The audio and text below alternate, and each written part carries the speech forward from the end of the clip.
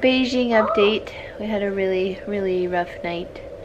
Harrison's been kind of ill, tummy-wise.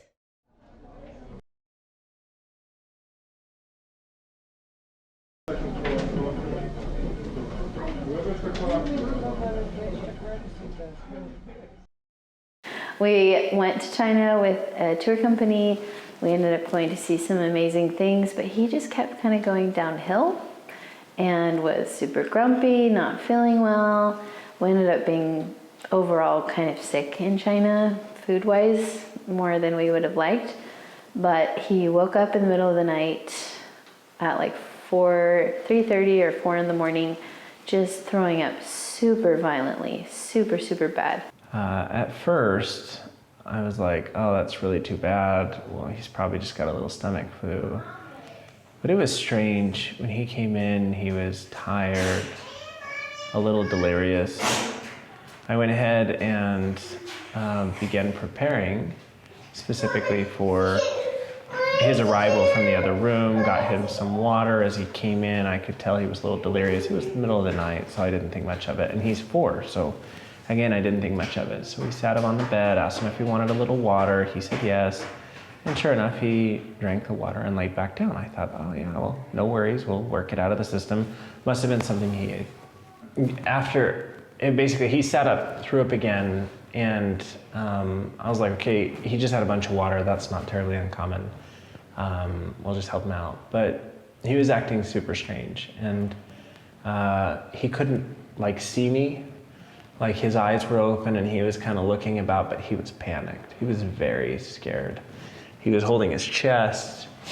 He was saying, help me, help me, help me. It's like he couldn't breathe. He could barely recognize me. I realized he was relatively incoherent, as in he wasn't mentally there, his faculties weren't there. So I was snapping my fingers trying to get him to look at me, and he just wouldn't. I asked him if he knew my name. And after a long pause of 15 seconds, he didn't. He didn't. He could not say my name. And he just laid back down again. It was super frightening. At that point, I realized we need to go. So we picked him up, we rolled him up in some bathrobes. We headed out of the hotel, and as we were heading out, we asked the woman at the front desk, where's the nearest hospital? And she said, it's just a block up, a block or two up, and then you'll see it on the right.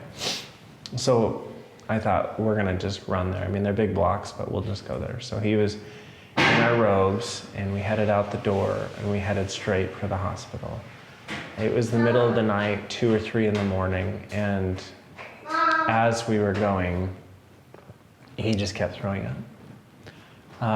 And it wasn't normal. He was pale. What he was throwing up was thick, like he was choking on it.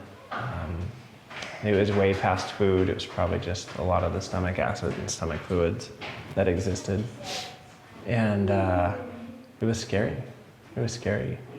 I was carrying him and was doing my best to talk to him and try and get him to wake up and respond. And there was cool air, so after a little bit of time, he started to wake up just a bit and respond. He finally said my name after 20 minutes. It was very scary. As we were walking around, we just could not find this hospital.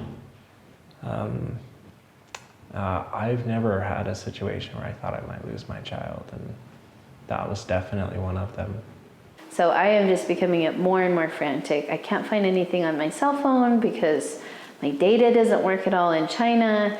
There are some people kind of headed to work really early, but they don't speak any English, so they're not trying to help us. Finally, we hail a taxi cab driver, and I have pulled up the word for hospital in Chinese, and he can, see our situation. And he keeps trying to tell me over there, and I'm like, look, I have looked, it's been 20 minutes, I'm freaking out. So he says, hop on in, we hop in, he drives just around the block, throws us basically into the emergency room.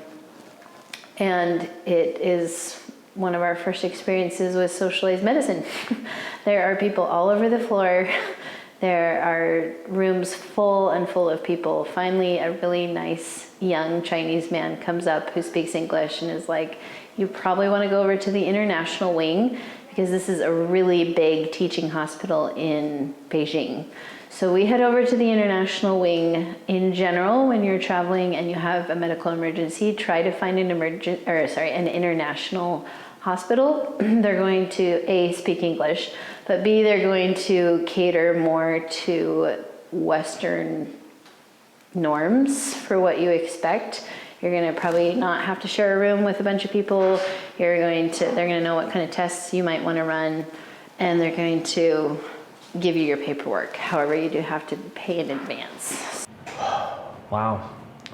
You know, it's interesting because you do a lot to prep your kids. You give them a lot of vitamins, you give them a lot of supplements, and you travel around. But at the end of the day, it just comes down to how well you can avoid these types of things. A lot of luck, a lot of blessings, a lot of protection. And we were really blessed that we were able to still have our Harry with us. It was freaky.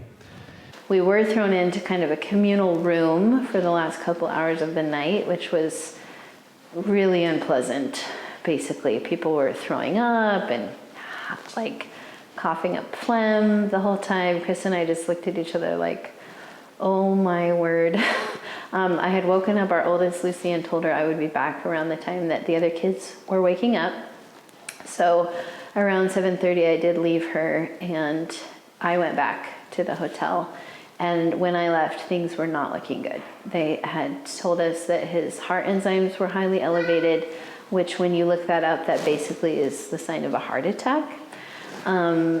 They were telling me that they definitely wanted to keep him overnight. They didn't know how many days. We were in the middle of this tour with a bunch of our staff from the United States out to see us, so it was really, really tricky. I just went back and basically cried a bunch and told the other kids what was going on. Took a little power nap and then headed back to take Chris some clothes because at that point they had admitted him overnight for sure. Anyway, we saw Harrison. I can tell he's definitely still weak. And there's a few tests that we're still waiting on. But overall, he's light years better than he was last night. And I'm super, super grateful that there's no cardiac problems. Dehydration has been the biggest focus today. And when we went tonight, he was at least off the IV. This is from our room. And hospital's like back there. Can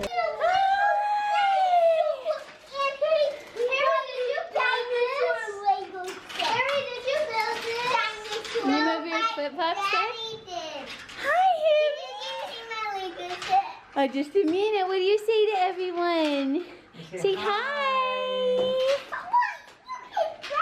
You got nervous yet? Huh? Oh, Gracie carried that water the whole way. Show us, Harry. Harry. That's what I have for you. Oh, Harry. Look what Lucy has. It's Thomas. What do you say to Lucy? Okay, because you like dinosaurs, Harry, we got 2 dinosaur ones. We got this one, and we got this one. Yay, Harry! What do you, Harry? Daddy, look what we brought. Lincoln remembered. Oh, thank you. Kept treating him like he was the star of the floor. When people would come to see us, they would say, oh, you want to see the star of our floor, because he was this short little Caucasian boy. And it's funny because they kept trying to talk to him or touch him and he just would scream or make noises. It was, he's not a fan of strangers. Anyways, super blessed to have been so close to a hospital. I don't know what we would have done otherwise. Anyways, see ya. Peace. We ended up being fine. We just retested him and saw another doctor a couple months later in Tokyo, and he was all clear. So we're really, really grateful for that. You know, in the midst of it, we were trying to talk about, well, where do we go if this is something really serious? Because we legitimately don't have a home anymore, and we don't know what home is. So I'm grateful we didn't have to figure that out in a pinch. in an emergency, and I'm of course just incredibly grateful and feel very blessed that he's okay.